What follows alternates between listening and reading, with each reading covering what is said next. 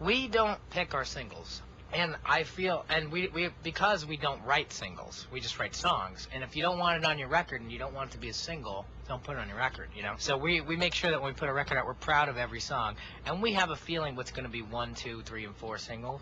So the label, you know, like that's kind of their job. That's kind of why we partnered with them, so they could make decisions like that. Because we don't care, we're proud of all of them. So we let them pick, and for Europe, they said we want to do I Don't Love You. We said fine, we love it, it's a great song. And so that's why, actually. And then here they wanted to do Teenagers, and we were psyched about that too. I mean, I think when all is said and done for this album, there'll be like 6 singles, six videos entire. Yeah. Well, I can say that I'm going to direct for the first time, so I'm going to make the next one and make probably the one after that, the ones that close out the record.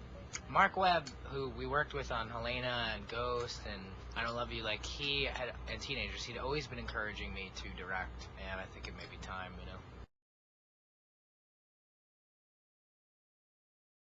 You know, I think about that a lot myself, and I think it's hard for us to kind of not want to tell stories or not have the records be cohesive, but I think maybe less so this time around with the record. We will stick to a concrete storyline, you know. I am more interested in human themes and life and pushing more to that direction for maybe less fantasy, more realism, and less vampires and more realism and less afterlife. I think it's going to really be stuff that's like people can connect more with, and I think even, you know, musically I want it to be more human too. So I have been thinking about it, but we're kind of purposely not writing because we were trying to be the best we can right now live, and we don't want to be thinking about the next thing. I think this band actually needs a break after all the touring, and then it'll be our first real break, and then we'll get together and think about what we want to do. So it'll be a long time, I think, before the next Mike Hem record.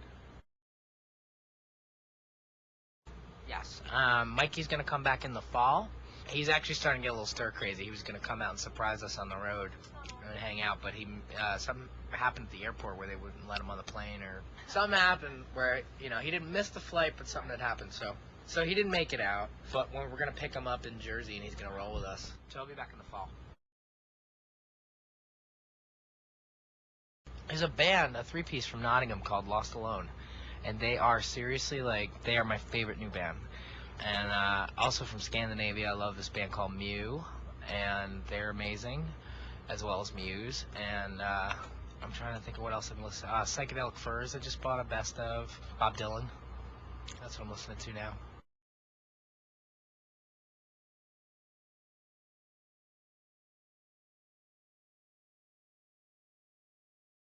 The idea is that it's an audience full of dudes, and if we can make them understand us, I think it'll make them more open-minded people. And I think the most fulfilling thing about this tour has been that single thing.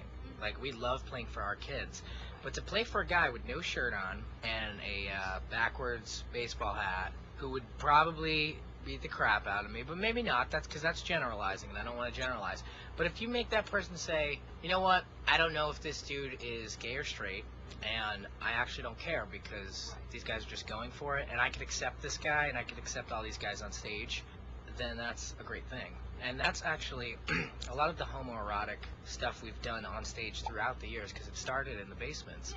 It started because of similar type of people coming to those shows, and it's all about changing that perception, you know, and pushing that envelope in that regard. Yeah, there's a lot of radical ideas out there and up on that stage, and I think that's why it's really fulfilling, you know. You know, if it makes people angry that just can't accept that kind of thing, then that's great. That's kind of actually what you want to do. So, you know, but sometimes, honestly, what it is you get caught up in a moment, and if you're thinking to yourself, what is the one thing right now that'll just really aggravate every homophobe in the audience, and you just get caught in this moment, you just do it. Sometimes there's not even that much thought behind it. It's just like, I'm just going to put my hand down this guy's shirt.